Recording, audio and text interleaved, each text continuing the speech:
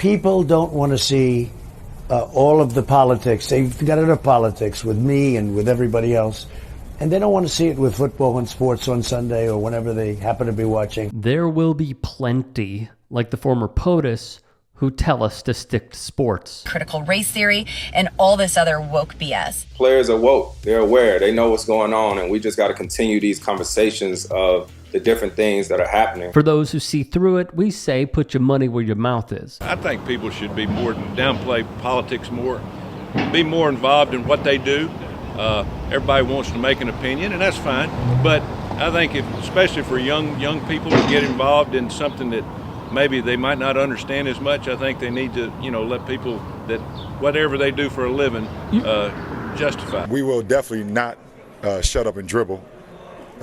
I would definitely not do that. I mean too much to society. I mean too much to the youth. I mean too much to the to so many kids that feel like they don't have a way out, and they need someone to help lead them out of the situation they're in. And for many, like NBA star LeBron James, they rightfully refuse. In the new woke world, you can't state the truth.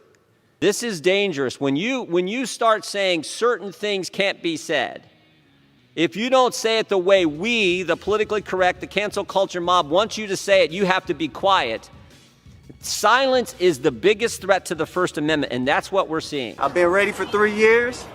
I've been denied for 3 years. For conservatives, the cell phones and jokes, well, they write themselves. We don't live in a democracy, because a democracy is two wolves and a lamb deciding what's for dinner, okay? It's not just majority rule, it's a constitutional republic. Mr. Trump is not a well man.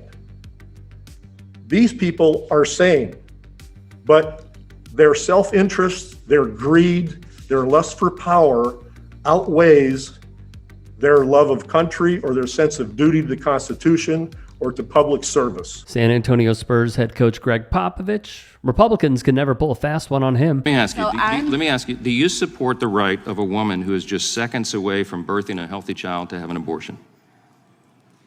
I think that the question that you're asking does not realistically reflect abortion care. In that scenario, would you support her right to abort that child? I won't entertain theoreticals. It's not a theoretical, ma'am. You're a medical doctor. I am a medical doctor, and that has never happened. So how about if a child is halfway out of the birth canal? Is an abortion permissible then? I can't even fathom that. I'm obviously disappointed about the decision made.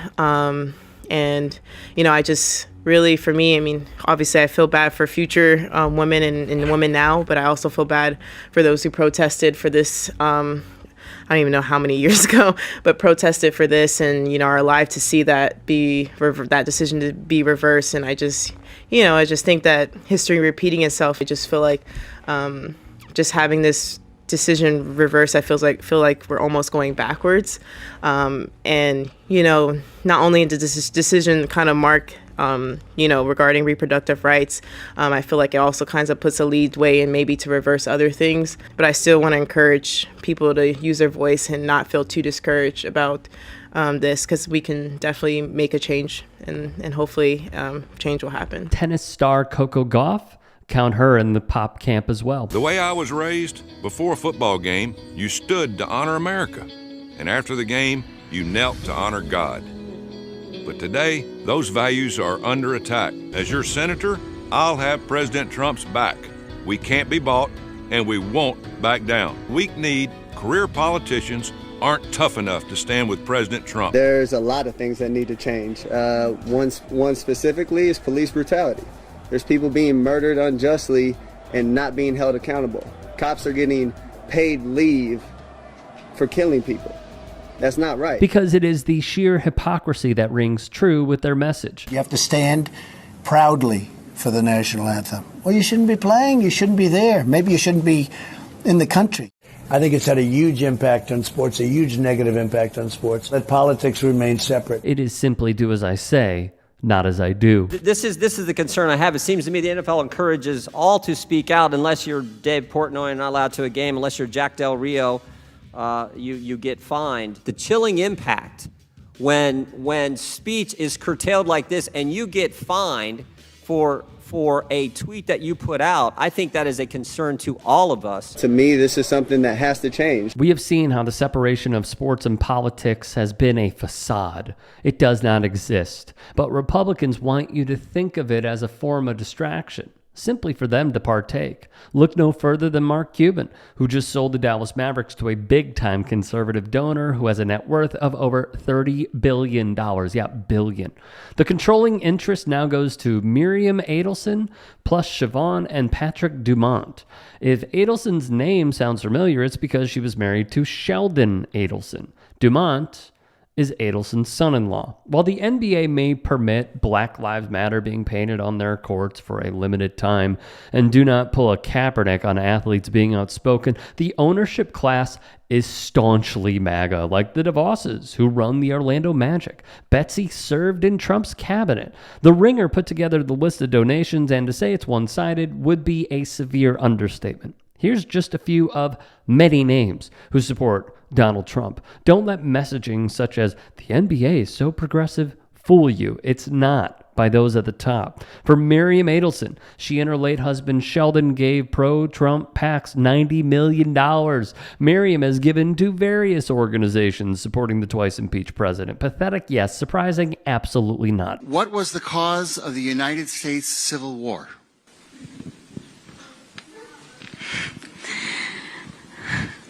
Well, don't come with an easy question or anything. I mean, I think the cause of the Civil War was basically how government was going to run, the freedoms and what people could and couldn't do. What do you think the cause of the Civil War was? I'm sorry? I'm not running for president. I want to see your view on the cause of the Civil War. I mean, I think it always comes down to the role of government. We need to have capitalism. We need to have economic freedom. We need to make sure that we do all things so that individuals have the liberties so that they can have freedom of speech, freedom of religion, freedom to do or be anything they want to be without government getting in the way. Thank you.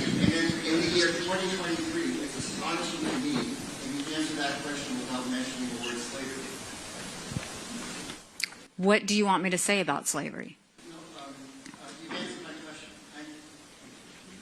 Nikki Haley, who cannot mention the Civil War was a fight over the continued enslavement of black people, bagged a meeting with Miriam Adelson in November. That's via Reuters. Haley has been struggling since her lapse in judgment in the form of those comments came in New Hampshire. All these talks of Miriam staying neutral appear to be untrustworthy as she continues setting up meetings with presidential hopefuls, including Donald Trump. Her late husband Sheldon is a union buster who made it his mission to destroy Barack Obama's candidacy and found willing allies in the Republican Party, namely Mitch McConnell and Newt Gingrich.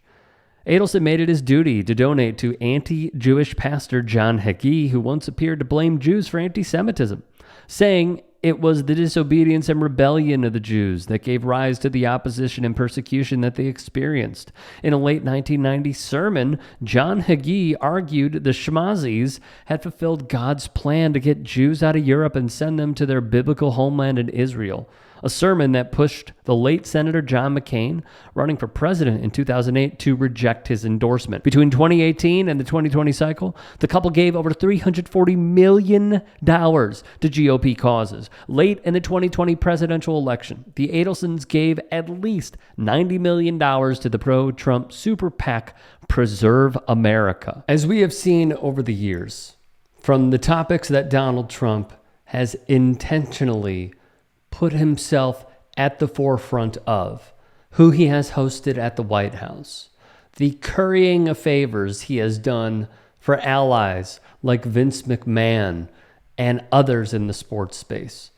There has never been a separation of sports and politics. It is a simple ploy to try and get the MAGA base and the conservative base to buy into this facade. It has never existed. Sports and politics have always been intertwined, and it will continue to be so.